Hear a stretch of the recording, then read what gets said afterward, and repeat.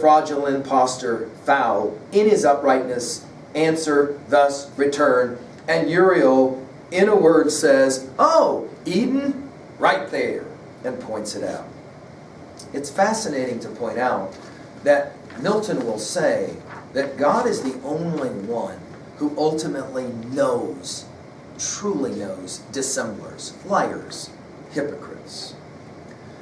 Finally, at line 722, Uriel will point out the earth. And then at line 733, we mention that spot to which I point is paradise, Adam's abode. Those lofty shades his bower. Thy way thou canst not miss, me mine requires. Thus said, line 736, the final lines of Book 3. He turned, and Satan, bowing low, as to superior spirits is wont in heaven. In other words, Satan is a good politician. He is able to pretend like he is showing obeisance to Uriel. Where honor and due reverence, and honor due and reverence none neglects, took leave. And toward the coast of earth, beneath, down from the elliptic, sped with hope's success, throws his steep flight in many an airy wheel. We think about maybe, like for example, those leaves of Valombrosa that were mentioned in the first book's simile about Satan, kind of a leaf spinning down. You can almost in your mind's eye see it as Satan begins to alight towards the world. Nor stayed till on Nephthys' top he lights. Now, this mountain, Nephthys, is going to come back again as an important mountain. In Paradise Regained, this will be where Milton has Satan tempt Christ. And we'll come back to this study when we do Paradise Regained. But it's an interesting idea that the way that the last word of this book is lights takes us back to the very first word, hail, holy light. Well, we have some interesting things going on here. And of course, in Book 4, we're going to turn and we're going to meet then Eden and our humans, Adam and Eve. And of course, the fall will get set up for that will happen in Book 9. Okay, there's the text at level 1. Let's now work rather quickly through level 2a, themes and messages. Consider several things. I like to think about this. You can think about the publishing of Paradise Lost as, of course, really 1667, but I like 1666 as a mnemonic because that 666 will play an important game, for example, as we already said in Book 2. Think about this, though. Newton will publish his Principia Mathematica in 1687. Milton, 20 years after this one has been published, Milton will die in 1674. Imagine this time period, right, in England, where you have Shakespeare, and you have Milton, and you have Bacon, and you have Galileo and Newton, of course Galileo in Italy. You have all of these amazing scientific, artistic minds, all struggling, all living at the same time, for what in common? Well, you could argue the attempt to try to justify the modern movement, shake up the world. The question, of course, for all of them in some ways is, can you believe in the Christian God and do art or do science? Of course, authorship is a central part. Remember, God said, mankind authors his own fate through the fall. Milton's Theodicy, a question we'll ask here in a little bit. Does it work for you? Does it answer the question of the fact that there is all this terrible stuff that happens in the universe? Of course, another major theme is fathers and sons. We have Milton and his father. Satan, of course, his father to sin and death. God, of course, and his son. Filial obedience. And the ways in which fathers and sons factor, of course, in lots and lots of literature. We can think at 3a more about that in a bit. The theme of honesty, dishonesty. Think about this for a moment because we've been studying it together just recently. Do you remember in Macbeth, Act 1, Scene 4, Duncan will say, there is no art to find the mind's construction in the face. He was a gentleman on whom I placed an absolute trust. I had no idea that the Thane of Cawdor was going to betray me. Or later, you'll remember that Lady Macbeth says to her man, look like the innocent flower, but be the serpent under it. Hey, I need you to be able to deceive Duncan so that we can jack him. Of course, think about Hamlet and his comments to his mother in Act 1, Scene 2. Nay, madams, not seems, but is. I have that within which passeth show. These but the trappings and the suits of woe. The idea is that I'm not acting. an actor saying, I'm not acting. The irony, right? I'm not seeming, I am legit. Think about Othello and how many times the phrase, honest Iago, gets used. In other words, Milton was very sensitive to the question of lying, hypocrisy. The political question, for example, he put his faith in Cromwell. Was Cromwell legit? Was he honest? And how does one know? Of course, we only usually know about lying after the fact, when it's usually too late. We think, of course, of Eve and Adam, don't we, as it's coming. But I want to point this out. Is Milton, along with Shakespeare, creating the potentiality for an age of skepticism that will soon arise in the modern epoch? The idea that we never really know for sure whether someone is telling us the truth or not.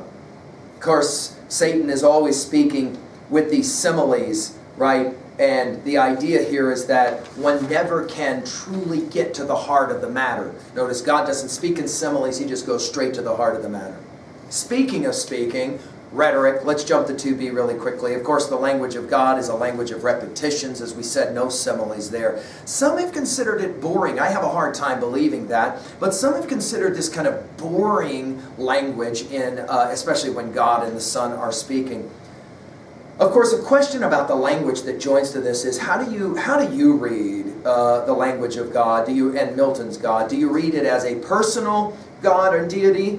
Great, for example. Or do you read it as transpersonal? The idea, of course, of light.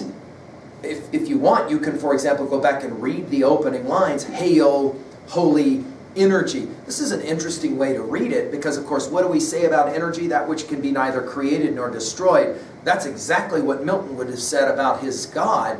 Well, energy, of course, is amazing. And how does one even talk about that? Neither created nor destroyed. Of course, rhetorically, we point out the mirroring of plots from books 1, 2 to, of course, book 3. How does this work for you? And jot down the ways in which you find it most fascinating, that you have a similar kind of mirroring, of course, between the satanic and the divine in God. Of course, we've already raised this whole issue of the whole notion of sacrifice, the ways in which sacrifice is condemned when it's Moloch, but it's going to be praised, obviously, in Book 3 because the Son will intentionally choose to sacrifice his life for the redemption of all men. Of course, these contrasts are quite fascinating, right? And what's different between those two understandings of child sacrifice? The symbolism, of course, is important. Early on, he elicits Homer. He elicits Tiresias, Milton the bard he wants to be, the blind providing the light, asking for the light so that he can provide it, the last word, light. And light becomes a powerful symbol in Paradise Lost Book 3. Think about what we said in another lecture about the way the Greeks understood the role of the poet or the artist or the bard. You have the gods, who are, of course, defined by never dying and all-knowing, right? They are immortal and they are omniscient. They know everything. And then you have humans that are defined as the exact opposite. They are mortal and they know virtually nothing. In between, who sits there? You're right, remember? We said that lecture we gave. The poet or the artist sits in the middle. Why? Because certain special people are, the Greeks invented the idea, inspired by the gods to tell the important information so that humans can have some sense of wisdom. Milton playing the same game here symbolically. Finally, at 3a, our relationship to other texts. Hey, how about this one? What is your favorite movie to describe or show God? We've had a lot of them, of course, over the years. What's your favorite one and why? And do you like the idea of deity being personified anthropomorphically as human, or do you rather understand deity as something that is transpersonal beyond the human? Of course, the history of free will is a powerful, powerful kind of study in history. The idea of free will itself, and we'll ask in a bit whether you buy that notion or not, that we are in fact actually free. Think about, for example, though, our dates. Hamlet in 1600, Shakespeare's Hamlet, will ask to be or not to be. And he will say, we defy augury. The readiness is all. In other words, there seems to be a sense that maybe fate is marching me towards this. Or does Hamlet in fact argue that, no, we have to choose. I have to choose Conscience makes cowards of us all. We want to do something and then we start thinking and it kind of screws us up. Milton, of course, by 1667 is arguing that man is free. God made man free and then man chooses to fall. I like to think as well about Whitman and his 1855 Leaves of Grass. Remember this one where he says, I celebrate myself and I sing myself. Is that a satanic kind of celebration? And of course he's speaking for the new America as well as we celebrate a country. The hubris, is it pride? Is it hubris? We're playing that game from Milton's Paradise Lost. How about this one? If you are a reader of the biblical text, and I certainly hope that you are, does the reading of Paradise Lost help or hurt your reading of the Bible? Some readers of the Bible have real problems with Milton's presentation of theology and his personification of God in the way that God is personified. Other Christians will say, this study amplifies my reading. How's it work for you? Finally, at 3b,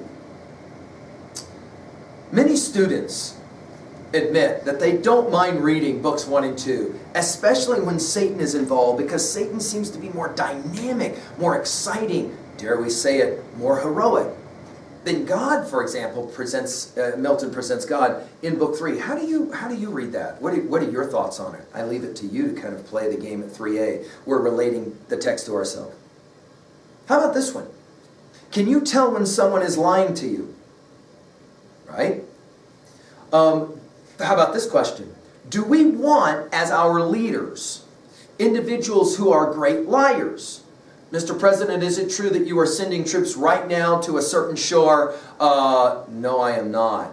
Just as the troops are arriving. Or do we want a leader that says, absolutely, I'm sending them, and let me tell you my game plan, so that, of course, all those troops can be attacked and killed? It's an interesting question. Plato, of course, said, you've got to have a leader that tells the truth and is honest, wisdom. But he also said that we're going to have that Phoenician myth of the metals, which seems like a lie. How about Machiavelli, who said the best leaders are the ones who, of course, are the best liars. You got to have a good liar to have a good leader. Where do you come down on this one? Finally, this question. Does Milton's arguments about the Odyssey convince you, work for you? The question, of course, as well is a question in philosophy of determinism. We've talked about it before, but let's just inject it here. What is the argument of determinism? It says there actually is no true free will in the world at all. I'm going to mention Spinoza in a second, the great philosopher of determinism. And the argument that here is made is, well, you think that you're free, but you're kind of maybe like a rock or a baseball that got thrown through the air, and you think to yourself, I'm glad I chose to fly today. Some have argued, and you've heard me say it, that maybe the greatest single act of free will is to choose to believe in free will. Again, I'm just raising questions here for you. I just want you to think about it. Finally, the Spinoza effect, as I sometimes will call it, that is to say, Spinoza, who has all of the Hebrew Bible memorized, brilliant, brilliant mind, can't buy it, can't believe it, wants others to not believe it, lays down in front of the synagogue and makes people step over him as they go to worship because he wants to argue as an atheist against this view. Where do you come down on this notion, especially if you have no belief in a personal deity or God? What about the atheist who reads, for example, a text like this? What about, for example, the question of light or energy for that matter? The opening lines again, hail holy, not light or not God, but how about hail holy energy? That which can be neither created nor destroyed. Again, Milton would have said that's exactly what we believe of God as Christian theologians. What about your reading of Tom Jefferson's Declaration of Independence? The laws of nature and nature's God suggest that we have the right to do what we are doing. That deism, as we've called it, of Jefferson. And consider your dates. Milton, 1667. Jefferson, 1776. 100 years later. Well, all of these are questions that I hope you grapple with, because that's, again, going back to my early comments in this lecture, that's why we read classic literature, and I hope that you can enjoin those kinds of questions for yourself. And obviously, pursue your own thoughts. For all the questions that we've asked, by the way, there are multiple answers to all of them. I'm leaving much of that up to you in your own research. Well, let's follow Satan's eyes now to Eden in our reading next of Book 4. Let's watch how Milton turns 26 or so lines out of Genesis chapter 3 into an amazing story that some of you are actually going to call one of the greatest love stories you've ever read. I'm going to remind you later that we will have said this. And, of course, we're going to come back for Lecture 18 in Book 4 in a moment, looking specifically at Books 1, 2, and 3 and how they kind of evolve into Book 4 and our first representation of the New World. Of course, that famous line from the 1611 Shakespeare's Tempest, "Oh, brave new world." Thank you. I'll see you in a bit.